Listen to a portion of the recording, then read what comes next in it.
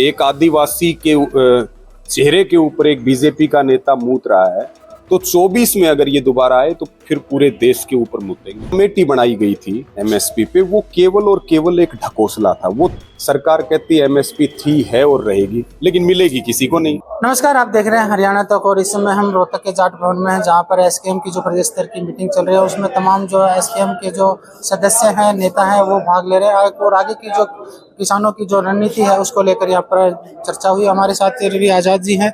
जी, जिस तरह से जो रणनीति है कि सरकार के खिलाफ क्या मांगे और क्या एजेंडा था आज का?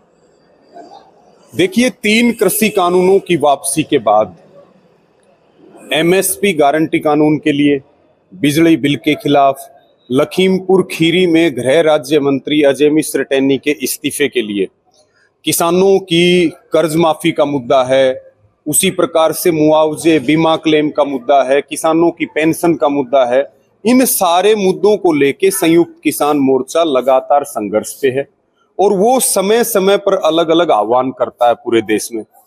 अगले कई आह्वान, कई कार्यक्रम संयुक्त किसान मोर्चा ने कर रखे हैं आगामी समय में, और हम पहले से इस बात को कह रहे थे कि हम केवल 3 कृषि कानून वापस करवा पाए हैं, लेकिन एमएसपी गारंटी कानून का एक बड़ा आंदोलन, या ये कहें कि किसान को बचाने के लिए, जमीन को बचाने के लिए, लोकतंत्र को बचाने के लिए लोकसभा के चुनाव से पहले एक बड़ा आंदोलन, जो 3 कृषि कानूनों का आंदोलन था, उससे कम 10 गुना बड़ा आंदोलन, देश का आंदोलन, जनता का आंदोलन करेंगे। उसकी तैयारियां चल रही हैं, गांव गांव में तैयारियां चल रही हैं, हर स्टेट में तैयारियां चल रही हैं।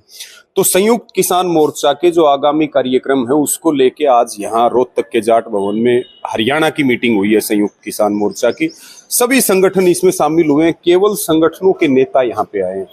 और उसमें जो पहला मुद्दा है वो है कि संयुक्त किसान मोर्चा के आह्वान पर जुलाई महीने में पूरे देश में राज्य स्तरीय सम्मेलन होंगे। उन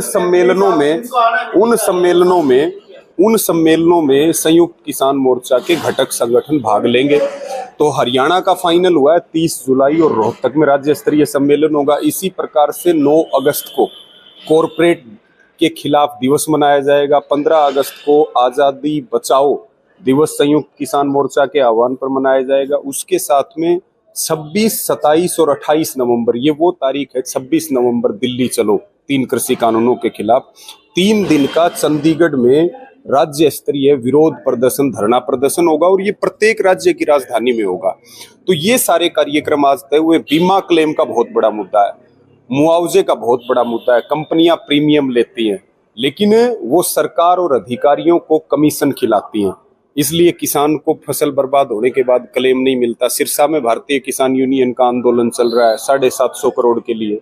हिसार में किसान लगातार आंदोलन पर हैं। भिवानी जिले के 60 गांवों का क्लेम ऑब्जेक्शन लगा करके रोक दिया गया।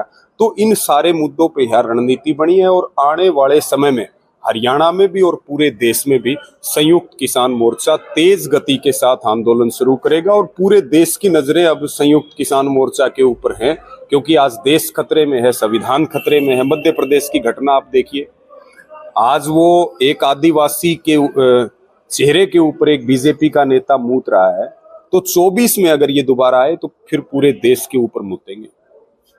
हरियाणा में जो हालात हैं वो हमारे सामने हैं।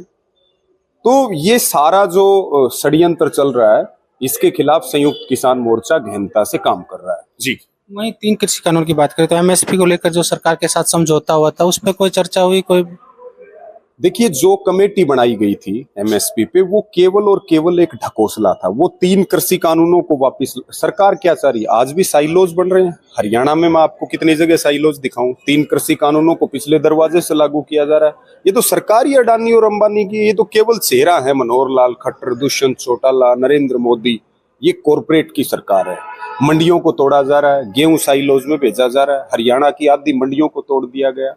तो ये सारा जो एमएसपी के नाम पे जो कमेटी बनाई गई, सरकार कहती है एमएसपी थी, है और रहेगी, लेकिन मिलेगी किसी को नहीं। आप देखिए सरसों खरीद में क्या हुआ, आप रोहतक में देख लीजिए, आप गेहूं में देख लीजिए, आपने कुरुक्षेत्र में सूरजमुखी का किसानों का हाल देखा। केवल घोषणा करेंगे, लागू नहीं करेंगे, मिलेगी किसी को नहीं। हम ये कहते हैं गारंटी कानून बने, और ये जो कमेटी है ये केवल और केवल एक लॉलीपॉप है। इस कमेटी का संयुक्त किसान मोर्चा ने खंडन किया है। ये कमेटी तो न्यू कहेगी कि 3 कृषि कानूनों को लागू कर दो तब किसानों को फायदा होगा। ये तो सरकार की कमेटी है, इसमें आरएसएस के लोग हैं, इसमें 3 कृषि कानूनों के समर्थक नेता हैं, सरकार के संगठन, सरकारी संगठन और नेता इसमें शामिल हैं। हमें गारंटी कानून चाहिए, गारंटी कानून जिसमें एमएसपी से नीचे खरीद होने का दंडनीय अपराध होना चाहिए और जुर्माने का प्रावधान होना चाहिए, लाइसेंस रद्द होना चाहिए। और ये हो सकता है इस देश में, क्योंकि एमएसपी ना मिलने के कारण आजादी से लेकर के अब तक देश के किसानों का 45 लाख करोड़ रुपए का नुकसान हुआ है। आप एमएसपी दीजिए, किसान खुशहाल होगा तो पूरा देश खुशहाल होगा और भारत की अर्थव्यवस्था दुनिया में सबसे आगे बढ़ेगी केवल एमएसपी मिलने से। एमएसपी पर लेकर सरकार की मंशा ठीक लग रही है आपको? नहीं, मंशा सरकार की ठीक नहीं, हर चीज एमआरपी पे बिकती है।